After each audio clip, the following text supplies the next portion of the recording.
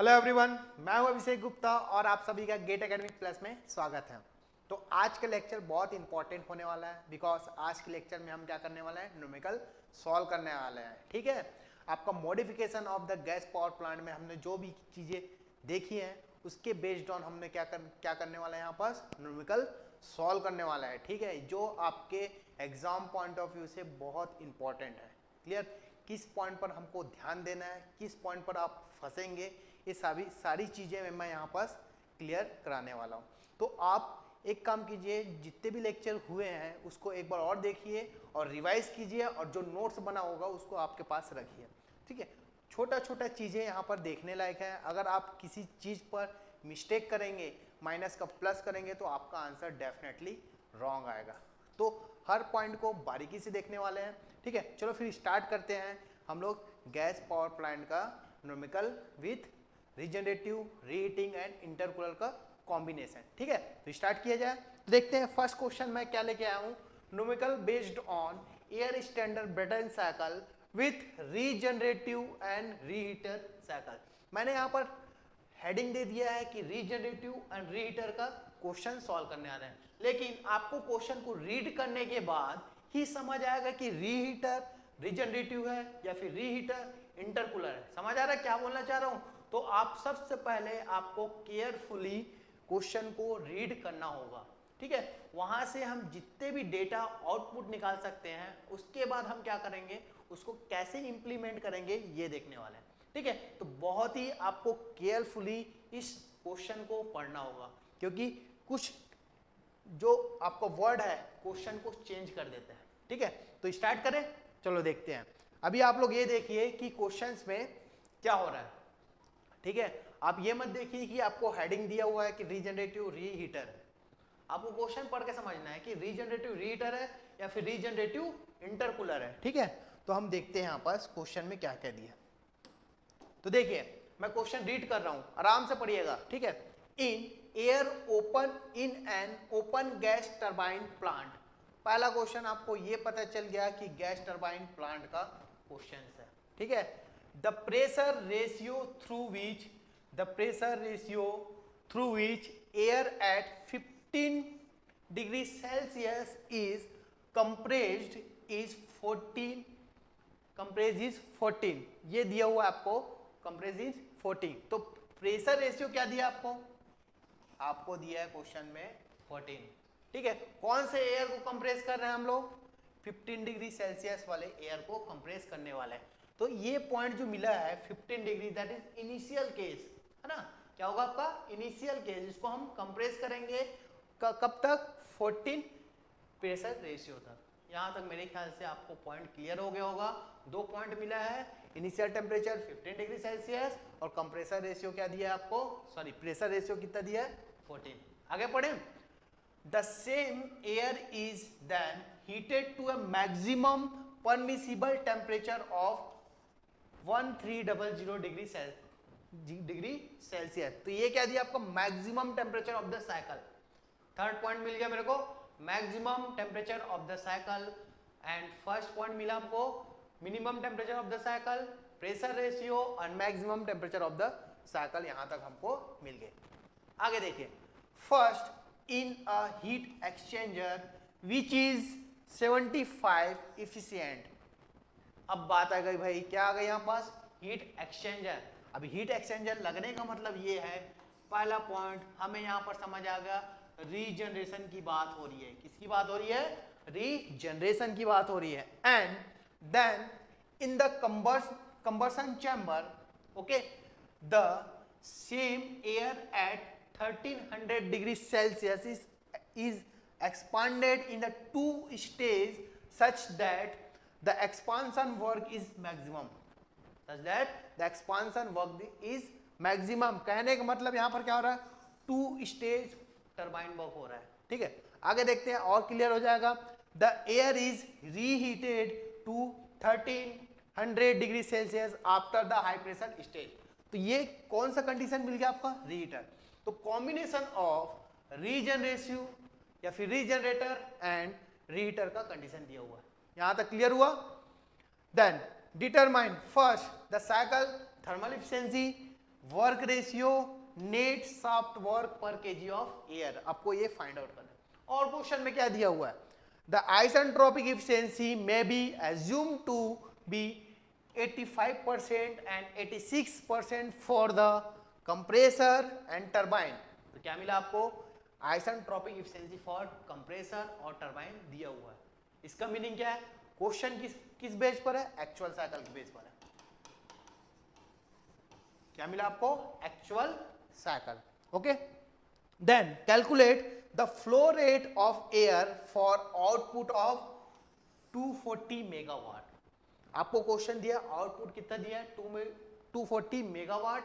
आपको क्या find out करना पड़ा है, यहाँ पास क्वेश्चन में बोला जा रहा है कि flow rate of air, that means mass flow rate of air. Assume mechanical for compressor and turbine each and generator efficiency equal to 99%। तो मैकेनिकल एफिशिएंसी भी दी हुई है यहाँ पर और जनरेटर एफिशिएंसी भी दी हुई है। तो आई होप आपको क्वेश्चन क्लियर हो गया। तो मेरे अकॉर्डिंग क्वेश्चन में ये दिया हुआ है कि रीजनरेटिव एंड रीहीटिंग का केस दिया हुआ, combination of regenerative and reheating. उस केस में मिनिमम टेम्परेचर, मैक्सिमम टेम्परेचर की वैल्यू दी हुई है एंड प्रेशर रेशियो दिया हुआ है एंड आपको दिया हुआ है आइसेंट्रोपिक एफिशिएंसी फॉर टरबाइन और कंप्रेसर दिया हुआ है एंड मैकेनिकल एफिशिएंसी और जनरेटर एफिशिएंसी दी हुई है आपको क्वेश्चन में। ये सारी चीजें आपको दी हुई है। अब हम क्या करेंगे, इसके बेस में हम क्वेश्चन बनाएंगे। तो देखिए स्टार्ट करते हैं गिवन दैट। ओके, हम स्टार्ट करते हैं यहाँ पर given that, given that. Question किसका है, रीजनरेशन, रीजनरेटिव प्लस रीहीटिंग। पहले हम यहाँ पर माइंड में सेट कर लिए कि रीजनरेशन और रीहीटिंग का क्वेश्चन दिया हुआ है। तो आपके माइंड में तुरंत आना चाहिए जिसका स्कीमेटिक डायग्राम कैसे बनने वाला है plus PV and TH diagram कैसे बनने वाला है। ठीक है, बनाएंगे, अभी कोई दिक्कत नहीं। तो देखिए क्वेश्चन में क्या दिया था, हम क्या क्या फाइंड आउट किए। Initial temperature that is T1 is equal to 15 degree Celsius. तो 15 डिग्री सेल्सियस में दिया हुआ है, उसको हम किस में कन्वर्ट करेंगे, केल्विन में। तो 15 प्लस 273 इज इक्वल टू क्या हो जाएगा, 288 kelvin, 288 kelvin. And pressure ratio, pressure ratio क्या दिया हुआ आपको, 14। प्रेशर रेशियो क्या दिया है, 14। एंड मैक्सिमम टेम्परेचर, मैं यहाँ पर टी मैक्स ही लिख रहा हूँ। अभी हम पॉइंट कंसीडर नहीं कर सकते, जब डायग्राम बनाओगे उसमें कंसीडर करेंगे। तो T max is equal to आपको दिया है इतना 1300, दैट मीन्स 15, इसको भी लिख सकते हैं केल्विन में, 1300 डिग्री सेल्सियस। इसको हम कन्वर्ट करेंगे केल्विन में, तो आपको जो मिलेगा 273 ऐड किए, 273 ऐड करने के बाद आपको 1573 केल्विन मिल गया, 1573 केल्विन आपको यहाँ पर मिल गया। ठीक है, ये टी मैक्स हो गया।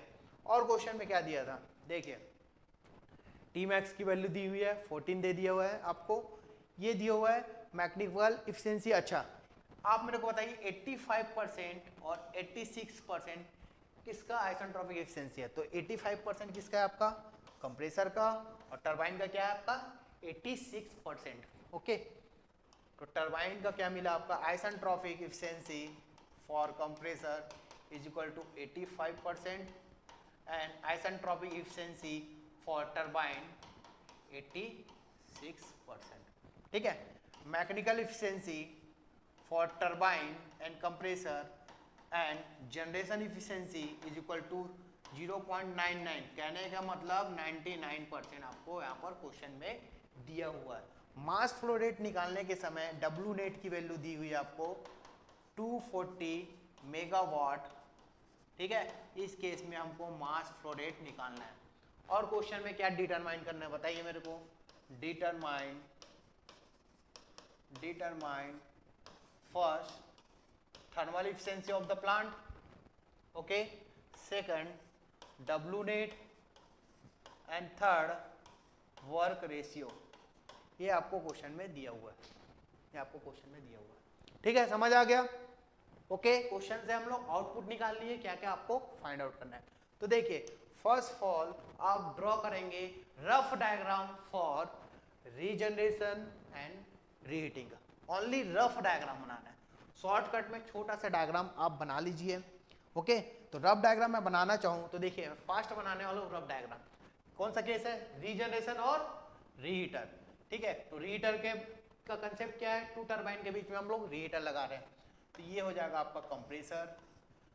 ठीक है, इसके बाद आप हीट एक्सचेंजर लगा देंगे, फिर लग जाएगा आपका कंबर्सन चैम्बर, फिर उसके बाद आपका टरबाइन यहाँ लग जाएगा। ठीक है, फिर आप फिर लगा देंगे कंबर्सन चैम्बर, देन आपको फिर यहाँ पर मिल जाएगा टरबाइन। यहाँ से हम आउटपुट निकालें, ये जो मिलेगा आपको, ये क्या मिलने वाला है आपको? Heat exchanger. यहाँ पर आपको जो है इससे कपलिंग कर देंगे, फास्ट बनाना है। ठीक है, शॉर्टकट रफ डायग्राम। ये आपका क्या था? आपका यहाँ से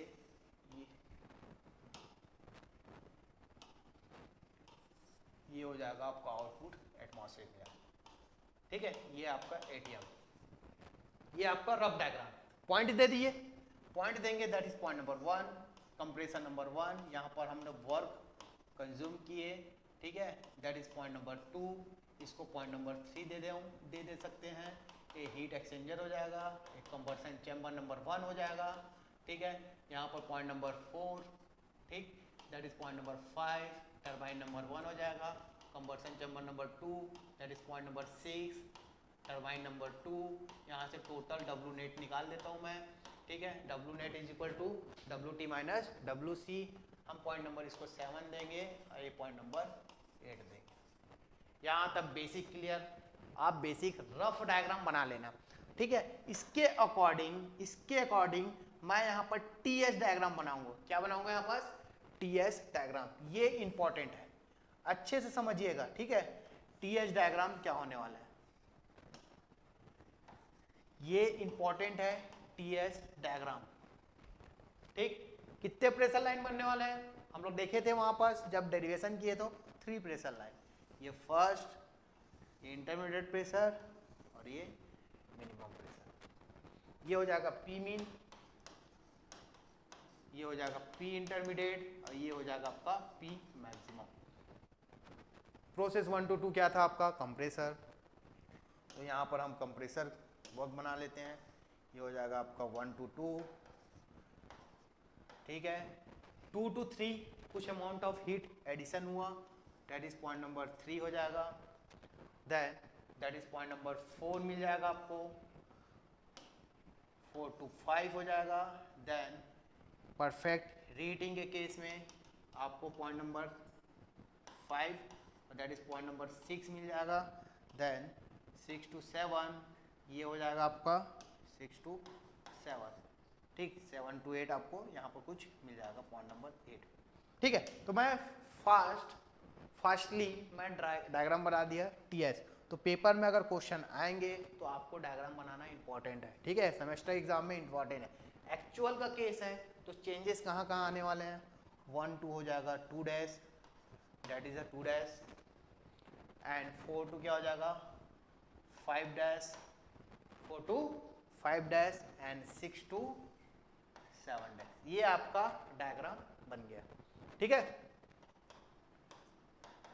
पिछला वीडियो देखिए जहां मैंने आप लोग को रीहीटर और रीजनरेशन का कंसेप्ट बताया। बार बार उसी चीज़ को नहीं बताएंगे जिससे टाइम वेस्ट हो जाएगा। ठीक है, यहाँ पर देखिए हमने हीट एडेड किया, क्यों जितना हो सकता है मैं बता रहा हूँ। यहाँ पर Q1 एट कांस्टेंट प्रेशर, यहाँ पर क्या मिलेगा? WC1, यहाँ पर आपको मिलेगा WT1, ये हो जाएगा WT2, यहाँ हीट रिजेक्शन हो जाएगा W2। हो गया, बन गया। अब स्टार्ट करते हैं।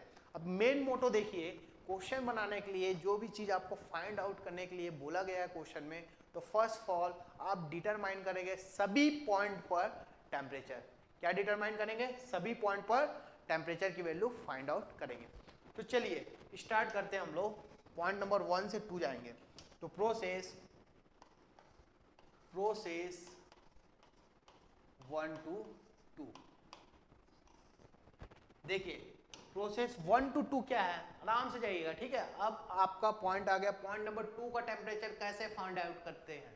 ठीक है, पॉइंट नंबर 2 का टेम्परेचर कैसे फाइंड आउट हम करते हैं? देखिए 1 to 2 देखिए आप क्या मिल रहा है आपका आइसेंट्रोपिक कंप्रेसर। कौन सा प्रोसेस? Isentropic compressor. और आइसेंट्रोपिक कंप्रेसर के केस में, आइसेंट्रोपिक प्रोसेस के केस में मैंने आप लोग को स्टैंडर्ड फॉर्मूला बताया था क्या? T2 upon T1 is equal to RP raised power gamma minus 1 upon gamma, या फिर बोल सकते हैं P2 अपॉन P1 की power gamma minus 1 upon gamma. अब देखिए आपको एक चीज यहां पर ध्यान देना पड़ेगा, ठीक है? जब कॉम्बिनेशन का क्वेश्चन आएगा तो आपको आरपी को थोड़ा ध्यान देना पड़ेगा कि क्वेश्चन में क्या दिया है, क्वेश्चन में क्या दिया है। जैसे क्वेश्चन की बात किया जाए तो यहाँ पर क्वेश्चन में क्या दिया है? In an open gas turbine plant the pressure ratio through which air at 15 degree Celsius is compressed is 14। मतलब कंप्रेस करने के बाद, मतलब initial compressor pressure and final compressor pressure का रेशियो दिया हुआ, ठीक है? समझ आया? That means P2 by P1 की वैल्यू दी गई, P2 अपॉन P1 की वैल्यू दी। अभी हमें यहाँ पास इंटरमीडिएट प्रेशर की वैल्यू चाहिए होगा, तो हम निकालेंगे, कोई दिक्कत नहीं है, कोई दिक्कत नहीं है। देखिए यहाँ पास, अब यहाँ पर T2 की वैल्यू आप फाइंड आउट कीजिए। तो T2 इज इक्वल टू, मैं लिख सकता हूँ T1 RP raised power gamma minus 1 upon gamma, RP raised power gamma minus 1 upon gamma. What is T1? तो T1 is equal to question में दिया है 288 kelvin and RP is equal to 14 and gamma की value क्या होती है? 1.4 minus 1 upon 1.4। Solve कीजिए इसको और T2 की वैल्यू फाइंड आउट कीजिए, T2 की वैल्यू फाइंड आउट कीजिए। तो मैं यहाँ पर T2 की वैल्यू फाइंड आउट करने वाला हूँ। क्या लिखेंगे? 288 multiplication of 14 raise to power 0.4 upon 1.4। तो सॉल्व करने के बाद आपको जो वैल्यू मिलेगी 612.14, ठीक है? 612.14। तो T2 की वैल्यू यहाँ हमें मिल गई 612.14 kelvin. Is it clear? Point number 2 का टेम्परेचर कैसे निकालें? बट यहाँ पर क्वेश्चन में आपको एक्चुअल कंडीशन दिया है। कौन सा कंडीशन दिया है? एक्चुअल। तो एक्चुअल के लिए मैंने आप लोग को बताया था कि आपको क्वेश्चन में आइसेंट्रोपिक एफिशिएंसी फॉर कंप्रेसर दिया होगा। तो ये देखिए यहाँ पर isentropic efficiency for compressor is equal to, question में क्या दिया है? क्वेश्चन में हम देखे हैं कि isentropic efficiency for compressor is equal to 85%। क्या दिया है? 85%। तो देखिए यहाँ पर मैं क्या लिखूंगा? 85%। ओके, यहां से हम T2 डैश की वैल्यू निकालेंगे। Clear that? T2 dash. तो what is the isentropic efficiency for compressor? What is isentropic efficiency for compressor? क्या होता है? Ideal upon actual, process is 1 to 2। तो now T2 minus T1 upon T2 dash minus T1, T2 dash minus T1। अब यहां पर value put up कीजिए और T2 dash की वैल्यू निकाल लीजिए। तो isentropic efficiency for compressor is equal to 85%, that means 0.85 is equal to T2 is equal to, हम क्या निकाले? T2। तो T2 क्या है? 612.14 minus of T1 is equal to 288। क्या आपके पास? 288 upon T2 dash minus of T1 is equal to 288। अब इस इक्वेशन को सॉल्व कीजिए और T2 डैश की वैल्यू निकालिए। तो हम इस इक्वेशन को सॉल्व करने वाले हैं। तो देखिए क्या हो जाएगा? 612.6 आराम से निकालिएगा, ठीक है? 612.14 माइनस ऑफ 288 अपॉन क्या हो जाएगा? 0.85 देन प्लस ऑफ 288। सॉल्व करने के बाद आपके पास वैल्यू आएगी 669.34, ठीक है? 669.34 वैल्यू आ गई यहाँ पास। T2 dash is equal to मेरे को मिल गया 661 है, ठीक है? 669.34 that is a kelvin. Okay, that is kelvin. ये हमें यहाँ मिल गया T2 डैश की वैल्यू। किसकी वैल्यू मिल गई? T2 डैश की वैल्यू, ठीक है? अब हम डायग्राम में देखेंगे, हमें यहाँ पास T1 और T2 डैश मिल गया, T3 वैल्यू अभी नहीं निकलेगी बिकॉज अभी हम ये कंसेप्ट आगे देखेंगे। अभी देखिए पॉइंट नंबर 5 निकालते हैं, क्योंकि मैक्सिमम टेम्परेचर आपको क्वेश्चन में क्या दिया है, that means T4 is equal to T6 is equal to 1300 degree Celsius, that means 1573 kelvin, 1573 kelvin. तो point number 5 and point number 7 पहले फाइंड आउट करते हैं अपन, पॉइंट नंबर 5 एंड 7। तो प्रोसेस देखिए 5 और 7 के लिए हम क्या लिख सकते हैं, प्रोसेस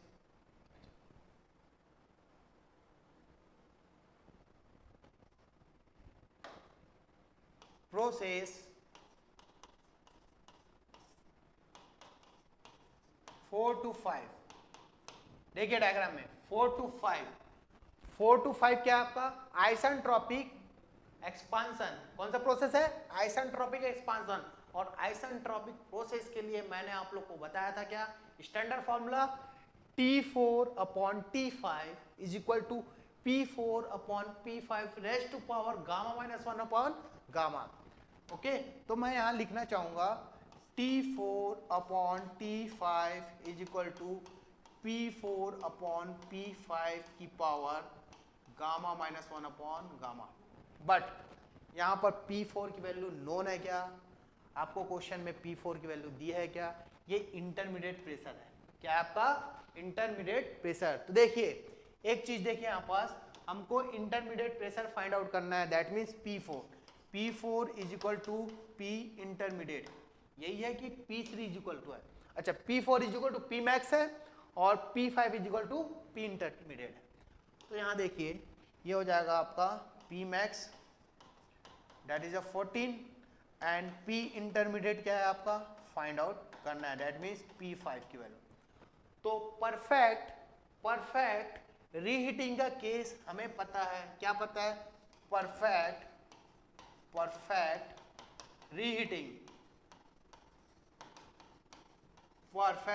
रीहीटिंग का केस क्या पता है आपको, परफेक्ट रीहीटिंग का case according to diagram T4 is equal to T6, T4 is equal to T6, that is a T4 is equal to T6 and P intermediate is equal to root over P1 into P2, root over P1 into P2. What is the P1?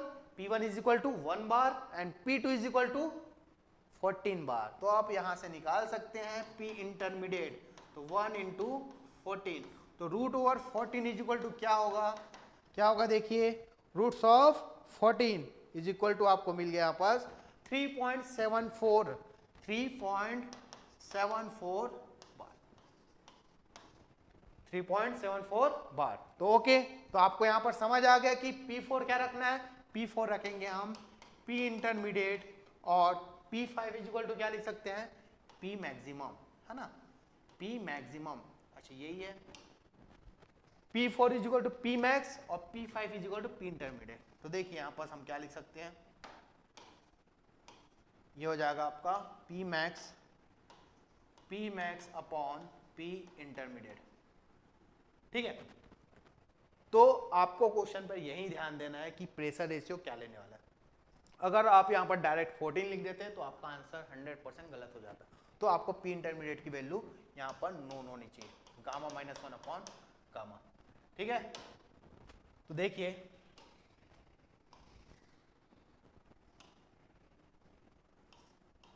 P4 upon P5, अच्छा T4 upon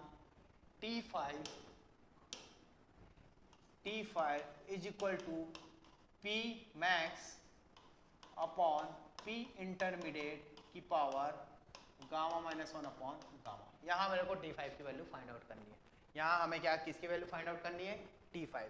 तो T5 is equal to हम लिख सकते हैं T4 upon T max divide by P intermediate की power gamma minus 1 upon gamma.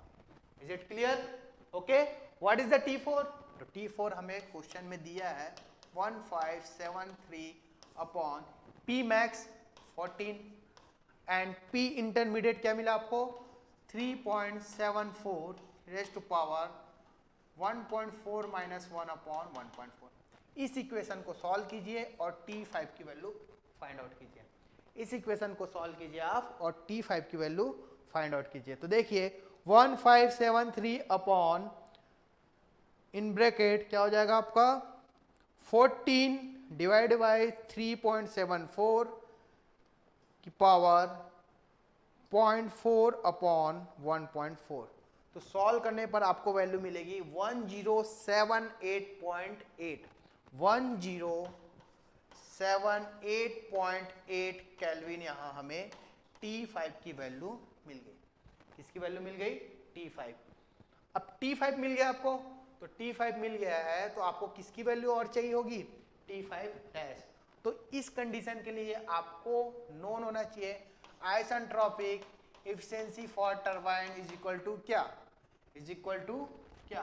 Question में क्या दिया है, पहले डेटा देख लेते हैं हम। आपको आइसेंट्रोपिक एफिशिएंसी फॉर टरबाइन क्या दिया हुआ है? 86%। कितना दिया? 86%। देखिए कैसे यूज करते हैं उसको। ठीक है, हम यहाँ पर 86% दिया हुआ है और हमें पता है, क्या पता है भाई?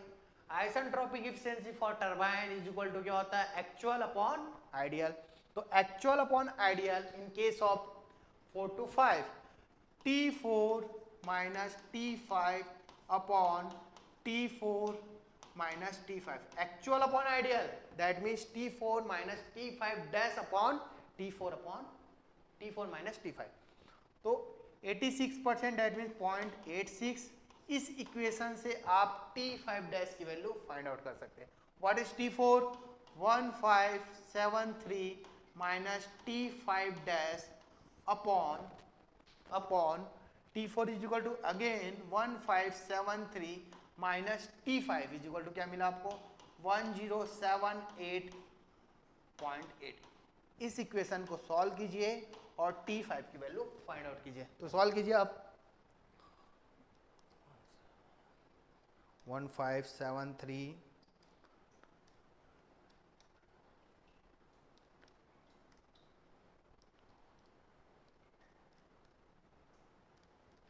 ये आपको मिल जाएगा 1147.98 1147.98 दैट इज T5 डैश। देख लीजिए आप कैसे निकाले हम लोग T5 डैश। समझ आ गया? इस अप्रोच से गए। सिमिलर टू हमें क्या करना होगा? हमें नेक्स्ट पॉइंट देखना होगा। क्या? हमें नेक्स्ट पॉइंट देखना होगा T7 की वैल्यू। किसकी वैल्यू? T7 की वैल्यू। देखिए अब कैसे निकालते हैं T7 की वैल्यू। ठीक, तो अगेन प्रोसेस क्या हो जाएगा? Process 6 to 7। What is the 6 to 7? कौन सा डिवाइस यूज कर रहे हैं वहां पर? टरबाइन। और टरबाइन का काम क्या है? Isentropic expansion. और आइसेंट्रोपिक के लिए स्टैंडर्ड वैल्यू क्या होती है?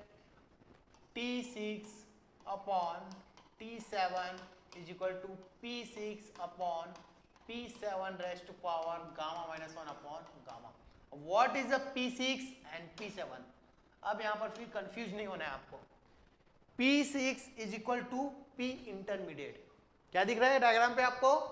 P6 is equal to P intermediate and P7 is equal to P minimum. तो हम यहां पर लिखेंगे, क्या लिखेंगे? P6 is equal to P intermediate and P7 is equal to P1 that means P max, P minimum sorry. क्या हो जाएगा आपका? P minimum. Clear that? तो यहां से मेरे को T7 की वैल्यू फाइंड आउट करनी है। तो T6 अपॉन T7, अच्छा T7 की वैल्यू निकाल लीजिए डायरेक्ट। यहां से इक्वेशन कैसे बनेगा आपका? T7 is equal to T6 upon P6 is equal to P intermediate upon P7 is equal to P1 that means P minimum की power gamma minus 1 upon gamma, gamma minus 1 upon gamma. What is the T6? तो again T6 is equal to क्या? 1573 upon P intermediate की value हम find out किए हैं 3.74 upon 1 raised to power 1.4 minus 1 upon 1.4। Solve कीजिए, फटाक से answer लाइए। तो देखिए क्या हो जाएगा, 1573 divide by 3.74 raised to power 0.4 upon 1.4। तो सॉल्व करने के बाद आपको अगेन वैल्यू मिलेगी 1079.07, 1079.07 केल्विन, 07 केल्विन। अगेन हम यहाँ निकालेंगे T7 डैश। तो हम क्या यूज करने वाले हैं यहाँ पास, आइसेंट्रोपिक एफिशिएंसी फॉर टरबाइन। तो what is the isentropic efficiency for turbine, ये गिवन डेट है आपको क्वेश्चन में 86%। ये होता है आपका एक्चुअल अपॉन आइडियल। तो turbine number 2 that is process 6 to 7। तो हम लिखेंगे यहाँ पर T6 minus T7 dash upon T6 minus T7 is equal to 0.86। Is it clear, right है? ठीक है, वैल्यू पुट अप कीजिए। T6 की वैल्यू क्या है, 1573 minus T7 dash upon 1573 minus of 1079.07 is equal to 0.86। Solve करते हैं। तो सॉल्व करने पर यहाँ पर T7 डैश की वैल्यू मिल जाएगी 1573 minus of 1079.07 multiplication of 0.86 is equal to 424.77। अब इसको ट्रांसफर कीजिए। तो 1573 माइनस ऑफ दिस, तो 1148.22, 1148.22 ये मिल जाएगा आपको T7 डैश ये केल्विन में। तो आप यहाँ पर देखना चाहेंगे, आप यहाँ पर एक चीज देखिए, जब परफेक्ट रीहीटिंग का केस है, परफेक्ट रीहीटिंग का केस है, तो आपको जो मैक्सिमम टेम्परेचर है वो इक्विवेलेंट मिलेगा, ड्रॉप होने के बाद भी टेम्परेचर इक्विवेलेंट मिलेगा। देखो अप्रोक्सीमेटली क्या आएगा आपका T1। तो डायरेक्ट सॉल्व करके आप लिख सकते हैं, इतना टाइम वेस्ट नहीं करेंगे। क्या लिखेंगे हम, T5 is equal to T7 and T5 dash is equal to T7 dash. मामूली मिस्टेक आपसे होगा, पॉइंट से आपके वैल्यू रिफर करेंगे। ओके, अब आते हैं point number again. Point number again अब किसका रिक्वायरमेंट है, देखिए आप रिक्वायरमेंट देखिए, उसके अकॉर्डिंग क्वेश्चन निकालेंगे। जब हम लोग हीट एडिशन की बात करेंगे तो 4 और 3 की वैल्यू नोन होना चाहिए। हीट वर्क नेट की बात करेंगे तो दिस वैल्यू है। तो हमें निकालना होगा पॉइंट नंबर 3। अब पॉइंट नंबर 3 निकालने के लिए हम कौन सा कंसेप्ट लगाएंगे यहाँ पर, हम यहाँ पर लगाने वाले हैं रीजनरेटर का कंसेप्ट। ठीक है, तो पॉइंट नंबर 3 निकालने के लिए आप क्या करेंगे, यहाँ पर करेंगे रीजनरेटर का कंसेप्ट। तो रीजनरेटर किस पोजीशन पर लगा हुआ है ये देखना पड़ेगा, और हम कैसे इसको फाइंड आउट करेंगे ये देखते हैं। ये आपका रीजनरेटर है, ठीक है, ये आपका रीजनरेटर, ये केस मैं लगा दिया। स्कीमेटिक डायग्राम में आइए, पॉइंट बताइए मेरे को पॉइंट बताइए आप लोग कि किस पॉइंट की बात कर रहे हैं अपन लोग। देखो रीजनरेटर का पॉइंट नंबर 2, 3 एंड 7, 8, 2, 3 एंड 7, 8। तो 2, 3 एंड 7, 8 की बात करते हैं अपन। That is point number 2, that is point number 3, that is point number 7, that is point number 8, that is point number 8। Clear हुआ, कैसे समझ आ रहा है आपको? यहाँ पर एक टर्म्स दिया होगा इफेक्टिवनेस। क्या दिया है, इफेक्टिवनेस। देखो यहाँ पर इफेक्टिवनेस कितने है, 75%। तो इफेक्टिवनेस ऑफ रीजनरेटर क्या होता है बताइए। इफेक्टिवनेस इज इक्वल टू 75% दिया हुआ है क्वेश्चन में। तो डेफिनेशन ऑफ इफेक्टिवनेस क्या होता है, एक्चुअल हीट ड्रॉप या फिर actual temperature rise upon maximum temperature rise. तो हम यहाँ पर लिख सकते हैं Q actual upon Q maximum. ठीक है, अभी हीट एक्सचेंजर में देखिए यहाँ से आया आपका हॉट गैस, यहाँ से आया आपका हॉट गैस, और दिस पॉइंट में हम क्या सप्लाई किए थे, एयर आफ्टर कंप्रेसर। ठीक है, यहाँ से एग्जिट हुआ ये। अब यहाँ पर हमको मिला 7 डैश, इस पॉइंट पर मिला है 2 डैश, बिकॉज ये क्या है, एक्चुअल केस है। कौन सा केस है, एक्चुअल। तो हमको निकालना है पॉइंट नंबर 2 डैश। तो हीट ट्रांसफर फॉर एक्चुअल क्या होगा, T3 minus T2 dash, mc/dt।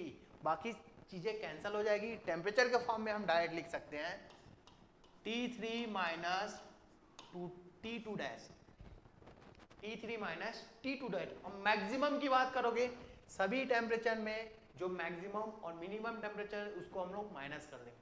समझ आ रहा है क्या बोल रहा हूं मैं? मैक्सिमम हीट ट्रांसफर के लिए क्या होगा, मैक्सिमम टेम्परेचर और मिनिमम टेम्परेचर को हम माइनस करेंगे तो डेल टी मिलेगा, that is the maximum temperature difference of this system, और क्या बोल रहे हैं, क्यू मैक्स। ओके, तो मैं यहां लिखूंगा T7 dash minus T2 dash, T7 dash minus T2 dash. अब सभी वैल्यू को पुटअप कीजिए और आप निकाल सकते हैं T3। क्या निकाल सकते हैं, T3। यहां से हीट ड्रॉप हुआ, ये हीट ऐड हुआ। ओके, तो 0.75 इज इक्वल टू T3 हमें फाइंड आउट करनी है, माइनस T2 डैश। अब T2 डैश की वैल्यू हम क्या निकाले देख लेते हैं यहाँ पर। T2 dash is equal to 669.34,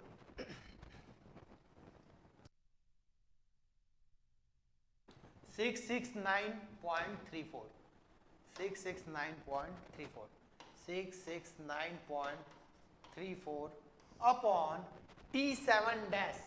T7 dash की वैल्यू हमने फाइंड आउट किया है 1148.22, 1148.22 minus of T2 dash, minus of T2 dash, that means 669.34। अब आप इस इक्वेशन को सॉल्व कर सकते हैं और T3 की वैल्यू फाइंड आउट कर सकते हैं। तो that is T3 is equal to, अब सॉल्व कीजिए तो 0.75 multiplication of 1148.22 minus of 669.34, okay, and इसको ऐड कर लीजिए प्लस 669.34, तो आपको जो वैल्यू मिलेगी 1028.5। क्या मिला, 1028.5 केल्विन, 28.5 केल्विन। सभी का आ रहा है, चेक कर लीजिए आप लोग। 1028.5 केल्विन, 1028.5 केल्विन। तो देखिए सभी पॉइंट का हम टेम्परेचर फाइंड आउट कर लिए, ठीक है, सभी पॉइंट का टेम्परेचर हमने फाइंड आउट किया है। तो आप यहां पर डायरेक्ट लिख सकते हैं T1 is equal to 288 kelvin, ठीक है। T2 डैश क्या निकाला हूं मैं, T2 डैश की वैल्यू हमें यहां पर मिली है 669.34, 669.34 केल्विन, एंड T3 की वैल्यू यहां फाइंड आउट किए हम लोग।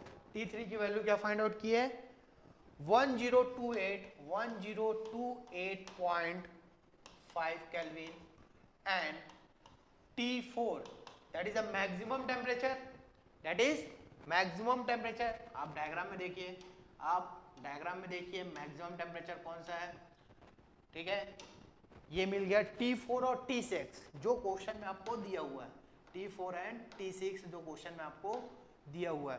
तो हम क्या लिख सकते हैं, देखिए T4 and T6 is equal to क्या, इज इक्वल टू 1527 केल्विन। सभी चीजों को एक साथ लिख लीजिए, उसको सॉल्व करना है अपने को। देन T5 डैश और T7 डैश ये आपको हमने फाइंड आउट किया है। तो T5 dash and T7 dash की वैल्यू क्या है, देखिए T5 डैश 1147.98, 1147.98, ओके, 1147.98, 1147.98, और ये क्या मिला 1148.22। ये आपको सभी वैल्यू निकल। अब हम क्वेश्चन पर जाएंगे, क्वेश्चन में क्या क्या पूछा गया है अब निकाला जाएगा। कुछ नहीं करना है, सभी वैल्यू मिल गई ना, ओके गुड। फर्स्ट निकालिए साइकिल की थर्मल एफिशिएंसी।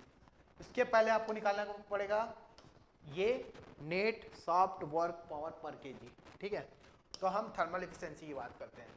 तो थर्मल इफिशिएंसी फर्स्ट क्या होगा, W net upon heat supply. अब बात आती है डब्लू नेट क्या होता है। डायरेक्ट फॉर्मूला याद है तो ठीक है, नहीं याद है कोई टेंशन है क्या, नहीं, क्योंकि हमें निकालने आता है कहाँ से, अकॉर्डिंग टू टीएस डायग्राम। हम W net is equal to हम क्या लिखेंगे, देखिए W net is equal to मैं लिखूंगा W T minus W C, W T minus W C. कुछ नहीं करना है आपको, जाना है कहाँ, डायग्राम पर जाइए और सभी की वैल्यू मेरे को यहीं से पहले बता दीजिए। डब्लू टी क्या होगा, W T one plus W T two, because two turbine यहां पर लगा हुआ है। तो हम यहां लिखेंगे T four minus T five dash, higher energy minus lower energy और सीपी से multiply. Similar to T six minus T seven dash, T six minus T seven dash. तो देखिए क्या लिखने वाला हूं मैं, W T is equal to CP T four minus T five dash plus T six minus T seven dash. किसी को दिक्कत, ये मिल गया डब्लू टी की वैल्यू, किसकी वैल्यू, डब्लू टी। सॉल्व कीजिए, ये इसकी वैल्यू क्या होती है 005, ये स्टैंडर्ड होता है फॉर एयर। टी फोर की वैल्यू पुटअप कीजिए, T four is equal to 1527 minus of T five dash 1149 1147 है 1147.98 प्लस टी सिक्स क्या है 15। अब देखिए यहाँ पर 27 कर दिए, अब यहाँ पर हम लोग का क्वेश्चन गलत हो जाएगा, तो इसको सबसे पहले आप कन्वर्ट कीजिए 73, क्या है 73, यहाँ पर भी आप 27 जहाँ लिखे उसको 73 करो, ठीक है, ये हो जाएगा 73 1573 माइनस ऑफ T7 डैश, और T7 डैश की वैल्यू क्या है 1148.2। आप इसको अलग अलग करके निकालना, नहीं तो मिस्टेक होने के चांसेस बहुत ज़्यादा है। एक साथ कंबाइन करके इस फॉर्मूला में रख दोगे तो बड़ा दिक्कत हो जाएगा। तो हम क्या करने वाले हैं, इसको इंडिविजुअल अलग अलग करके निकालेंगे, ठीक है। तो W T is equal to, solve कीजिए इसको 1.007 1.005 multiplication of 1573 minus of 1147.98 then plus 1573 minus of 1148.2। सॉल्व करने के बाद मेरे को वैल्यू मिली है, क्या मिली है 854.06 kilo joule per KG. Work done का यूनिट क्या होगा, किलो जूल पर केजी, क्योंकि आपका यहाँ पर मास फ्लो रेट को क्या लिए 1 कंसिडर करके गए हैं, तो पर केजी में आपका आंसर आएगा। ये हो गया डब्लू टी, ये हो गया भाई आपका W T. Similar to W C की वैल्यू हम निकालेंगे। डायग्राम में प्रोसेस क्या है 1 to 2, तो क्या लिख सकता हूं मैं, सी पी इसकी एनर्जी ज्यादा है, point number 2 T2 dash minus T1, T2 dash minus T1, तो that means Cp is equal to 1.005 and T2 dash, what is T2 dash, यहां देखिए 669.34 minus of T1 is equal to 288। तो आपको इसको solve करने के बाद क्या मिलने वाला है 1.005 multiplication of 669.34 minus of 288। Solve कर लीजिए, तो आपको यहां पर मिलेगा 383.24 kilo joule per KG, that is the WC। हमें यहाँ पर कंप्रेसर वर्क मिल गया, हमें यहाँ क्या मिल गया, कंप्रेशन वर्क, ठीक है। अब देखिए नेक्स्ट, अच्छा W net is equal to हमने क्या लिखा है, W T minus W C, W T minus W C. तो देखिए W T minus W C हम लोग यहीं से निकाल लेते हैं, 854.06 that is W T turbine work and compressor work is equal to क्या है 383.24। ओके सॉल्व कीजिए इसको, तो 854.06 माइनस ऑफ दिस 470, तो हमें यहां से डब्लू नेट की वैल्यू क्या मिल गई, W net is equal to finally 470.81 kilo joule per KG, kilo joule per KG. Note कर सकते हैं आप लोग, कोई दिक्कत? कैसे आया? सिंपल, ये T1 T2 T3 4 T5 की वैल्यू हमने ड्रॉ लिख लिया यहाँ पर। फॉर्मूला ये है, W net is equal to W T minus W C होता है। तो डब्लू टी के वैल्यू हम जब डायग्राम में जाएंगे, टीएस प्लॉट में जाएंगे, तो आपको ये इक्वेशन मिलेगा, इसमें वैल्यू सब पुटअप कीजिए और सॉल्व करने के बाद आपको ये मिल जाएगा। ठीक है, फिर डब्लू सी के लिए भी हम क्या निकालेंगे, C P T2 dash minus T1, फिर आप इसको नोट कर सकते हैं। ठीक है, सबको सॉल्व करने के बाद फाइनली जो डब्लू नेट मिला मेरे को, वो क्या मिला 470.81। अब हमें क्या, देखिए अभी हम लोग क्या किए, डब्लू टी और डब्लू सी की वैल्यू फाइंड आउट कर लिए। ठीक है, और फाइनली मैं डब्लू नेट की वैल्यू फाइंड आउट कर लिया हूँ। ओके, यहाँ तक आप लोग को क्लियर है, कोई दिक्कत नहीं? अब बात आती है, एक चीज हम यहाँ पर भूला जा रहा है, क्या आपको भाई क्वेश्चन में क्या दिया है, देखिए यहाँ पास, यहाँ दिया assume mechanical for compressor and turbine each and generator efficiency equal to 99%। जब आपको मैकेनिकल एफिशिएंसी दिया होगा तो आपको उसको यूज कैसे करना है, अगर इस चीज को आप ध्यान नहीं देंगे तो आपको क्वेश्चन का आंसर गलत हो जाएगा। Clear that? समझ आया केसेस? तो हम यहाँ पर मैकेनिकल एफिशिएंसी को यूज करने वाले हैं। तो देखिए मैंने अभी तक आप लोग को ये बताया कि आपका डब्लू नेट कैसे निकला, तो यहाँ पर कुछ चेंजेस आएंगे। चेंजेस क्या क्या होगा, देखिए अब मैं क्या क्या चेंज कर रहा हूँ।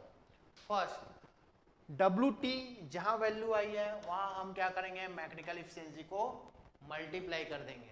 ओके, जैसे मैंने लास्ट न्यूमेरिकल जब कराया था उसमें आप लोगों को समझाया था कि मैकेनिकल एफिशिएंसी कहाँ मल्टीप्लाई होगा और कहाँ डिवाइड होगा। कंप्रेसर के केस में क्या करेंगे, मैकेनिकल एफिशिएंसी को डिवाइड कर देंगे। यहाँ तक क्लियर? मेरे ख्याल से आप लोग को समझ आ गया। तो यहाँ पर हम क्या कर देते हैं, 0.99 से मल्टीप्लाई कर देंगे और यहाँ पर क्या करने 0.99 से डिवाइड कर देंगे। ठीक है, तो हमें यहाँ पर क्या वैल्यू मिलने वाली है, देखिए डब्लू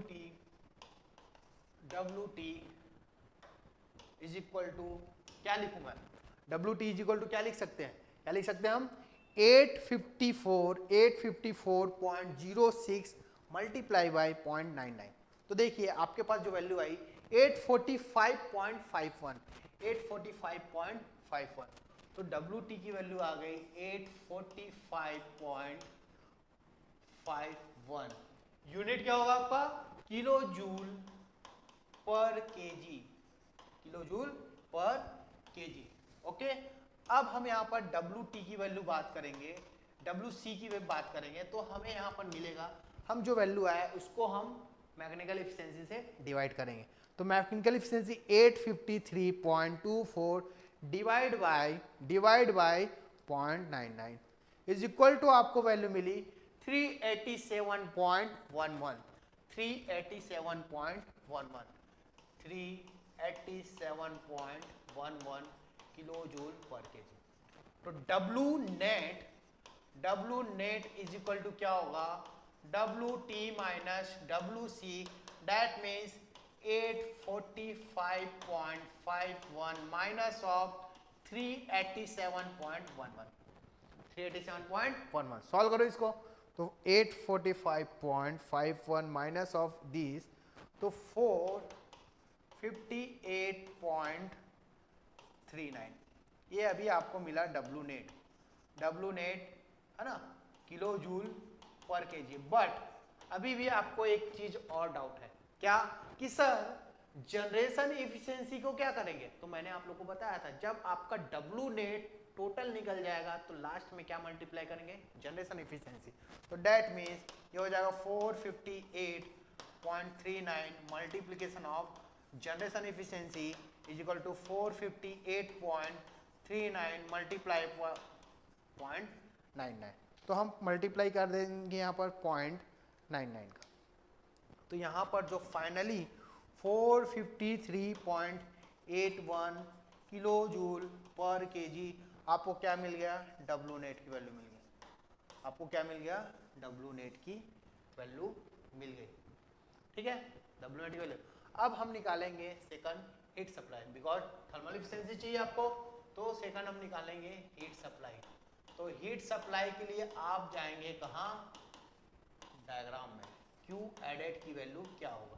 तो Q एडेड की वैल्यू देखते हैं according to diagram, this one according to diagram.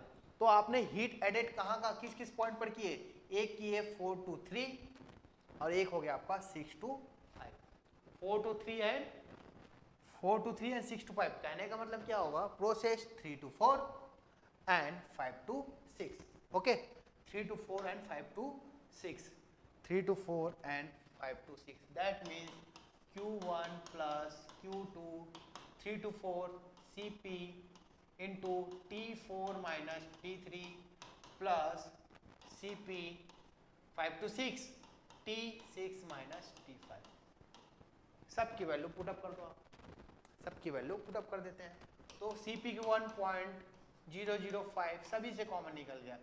T4 की वैल्यू हमें क्या पता है, देख लीजिए यहाँ से, T4 इज इक्वल टू 1573, 1573 ये हो जाएगा 1573 minus of T3, minus of T3। तो T3 क्या है आपके पास 1028.5, 1028.5 प्लस ये Cp कॉमन निकाल लियो मैं पहले से, ठीक है, प्लस T6 15 T5 डैश हो जाएगा ना ये 1573 minus of T5 dash, T5 dash क्या है 1147.98, 1147.98। अब इसको हम सॉल्व कर देंगे। इसको सॉल्व करने के बाद आपको टोटल हीट सप्लाई मिल जाएगा। तो सॉल्व कीजिए 1.005 in bracket 1573 minus of 1028.5 plus 1573 minus of 1147.98। अब इसको सॉल्व करने के बाद मेरे को हीट एडेड क्या मिली 974.36 किलो जूल पर केजी। ये हो गया Q एडेड। क्लियर हुआ, आप नोट कर सकते हैं, कोई दिक्कत नहीं। नेक्स्ट क्या है, आपको क्या फाइंड आउट करना था, आपको thermal efficiency is equal to W net upon Q added, यही था। तो डब्ल्यू नेट की वैल्यू मैंने फाइंड आउट किया है 453 पॉइंट क्या है आपका 81 डिवाइड बाई हिट सब लगे हैं 974.36। सॉल्व कीजिए इसको, फाइनली आपका थर्मल इफिशिएंसी की वैल्यू फाइंड आउट हो जाएगी 453.81 डिवाइड बाय 974.36, दैट मीन्स आपको मिला 0.46। तो थर्मल इफिशिएंसी 0.465 कहने का मतलब हो गया thermal efficiency is equal to 46.5%। ये आपका फाइनली जो क्वेश्चन दिया हुआ है उसका थर्मल इफिशिएंसी फाइंड आउट कर लिया, ठीक है। नेक्स्ट देखिए और क्वेश्चन में क्या पूछा गया, पहला मिल गया। सेकंड वर्क रेशियो निकालना है। तो देखिए वर्क रेशियो क्या होने वाला है, तो आपको डेफिनेशन क्या पता है, सेकंड हमें क्या फाइंड आउट करनी है, वर्क रेशियो। ये देखिए वर्क रेशियो कैसे फाइंड आउट करेंगे, ठीक। तो सेकंड देखते हैं हम वर्क रेशियो। तो work ratio is equal to क्या होता है, work ratio is equal to what, इसको हम लोग रिप्रेजेंट करेंगे डब्ल्यू आर से, is equal to what, is equal to W net upon W T. W net upon W T क्या होता है? Work ratio. What is the W net? और W net की वैल्यू हम फाइंड आउट किए 453.81 453.81 upon W T. What is W T? What is W T? W T is equal to क्या है? आप यहां पर फाइंड आउट किए दिस वन 845.51 845.51 सॉल्व कर लीजिए, डब्लू नेट की वैल्यू आपको यहाँ मिल जाएगी। तो डब्लू नेट देखते हैं 453.81 अपॉन 845.51। तो सॉल्व करने के बाद मेरे को मिला 0.536 0.536। कहने का मतलब ये होगा 53.6% आपका वर्क रेशियो होगा। ठीक है, वर्क रेशियो होगा। तो टरबाइन वर्क से है ना, टोटल नेटवर्क हमको क्या मिला? जो भी मिला है उसमें हम लोग कितना यूज कर पा रहे हैं? 53%। ओके, थर्ड पॉइंट देखिए आपको क्या निकालना है। Third point, the net shaft work per KG of air. Net soft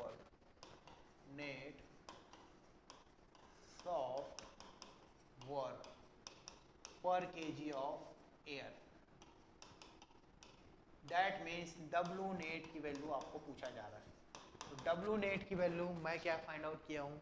this one 453.81 kilo joule per KG. ये आपका थर्ड आंसर हो गया। ये आपका क्या हो गया? Third answer. ओके, तो नेक्स्ट देखिए, यहां तक क्लियर हुआ? एक कंडीशन और क्वेश्चन में दिया है, यहां पर दिया है mass flow rate of air find out करना है और आउटपुट ये है 240 megawatt. For mass flow rate of air, that means mass of air. तो हमें क्या पता है? W net is equal to, question में दिया है आपको टोटल पावर आउटपुट। अच्छा, पावर ऐसे लिखता हूं मैं, आपको ऐसे क्लियर होगा। Total power is equal to क्या होगा? Mass of air into W net, mass of air. और टोटल पावर कितना दिया? 240 मेगावाट। तो हम इसको किस में कन्वर्ट करेंगे? 240 इंटू 10⁻³ किलोवाट में कन्वर्ट कर देंगे, बिकॉज डब्लू नेट भी किस में है? किलोवाट में। तो mass of air into W net की वैल्यू क्या हो जाएगी? क्वेश्चन में दिया है, मतलब हमने फाइंड आउट किया है 453.81। तो mass of air is equal to क्या मिलेगा? पुट अप कर दो वैल्यू, तो 240 इंटू 10⁻³ अपॉन 453.81। सॉल्व करने के बाद आया 528.85 528.85 क्या हो जाएगा? केजी पर सेकंड। अब यहाँ पर बोलेंगे कि सर मास का यूनिट तो केजी होता है, अब केजी पर सेकंड। बेटा यहाँ पर मास फ्लो रेट होगा, बिकॉज पावर का यूनिट जो है किलोवाट में दिया है आपको, और किलोवाट क्या होता है? जूल पर सेकंड। ठीक है, तो कैसे हम सॉल्व किए, किस पॉइंट पर ज़्यादा ध्यान दिए, इस क्वेश्चन में आप लोग को समझ आ गया होगा। क्या क्या पॉइंट इंपॉर्टेंट है, किस अप्रोच से हमने सॉल्व किया, आपको सब कुछ समझ आ गया होगा। तो मेरा कहने का मतलब ये है, कभी भी आप न्यूमेरिकल सॉल्व करते हैं तो फर्स्ट कंसेप्ट ये होना चाहिए, तो केयरफुली आपको क्वेश्चन को रीड करना पड़ेगा, वहाँ से आउटकम निकालिए। जैसे आउटकम निकलेगा फिर आपके माइंड में पिक्चराइज हो जाना चाहिए किसका बात किया जा रहा है। जैसे मेरे माइंड में पिक्चराइज हो गया कि क्वेश्चन देखने के बाद हमने ये आउटपुट निकाले, यहाँ से क्या रीजनरेटिव और रीहीटिंग। तो मैंने क्या किया, फट से आप रफ डायग्राम बना लेंगे और पॉइंट दे देंगे, पॉइंट लोकेट कर दें। इसके बेस पर टीएस प्लॉट बना लिए, इसके बेस पर क्या किया मैंने, टीएस प्लॉट बना लिया। अब टीएस प्लॉट बनाने के बाद सारी चीजें कंसेप्ट आप इसमें अप्लाई करेंगे और सभी पॉइंट पर, ईच पॉइंट पर आपको टेम्परेचर की वैल्यू फाइंड आउट करनी है अकॉर्डिंग टू प्रोसेस। तो सभी पॉइंट को हम फाइंड आउट करेंगे। आपको एक चीज़ अच्छे से ध्यान रखना है कि जो प्रेशर रेशियो क्या दिया है और इंटरमीडिएट प्रेशर की वैल्यू कैसे निकालना है, बस इतने में आपका क्लियर हो जाए। अगर यहाँ पर किसी पॉइंट पर चूक हो गए तो आपका क्वेश्चन रॉन्ग 100% हो जाएगा। तो आप आराम से बनाइए क्वेश्चन को, आराम से देखिए। इस वीडियो को 2 या 3 बार देखेंगे तो मेरे ख्याल से कैसे भी क्वेश्चन दिया रहेगा तो आप वहाँ पर लगा सकते हैं। ध्यान रखना कौन कौन सा एफिशिएंसी दिया रहेगा। तो ओके, तो ये जो वीडियो अच्छा लगा आप लोग को तो बिल्कुल इसको लाइक एंड शेयर कीजिए और हमारे चैनल को सब्सक्राइब कीजिए, ठीक है। और तो नेक्स्ट वीडियो में मैं और क्वेश्चन कराने वाला हूँ डिफरेंट। आज मैंने कराया रीहीट रीजनरेशन का, कल के डेट में मैं करा दूंगा इंटरकूलर रीहीटिंग और रीजनरेशन का कॉम्बिनेशन, ठीक है। तो नेक्स्ट क्लास में मिलते हैं। Okay, thank you.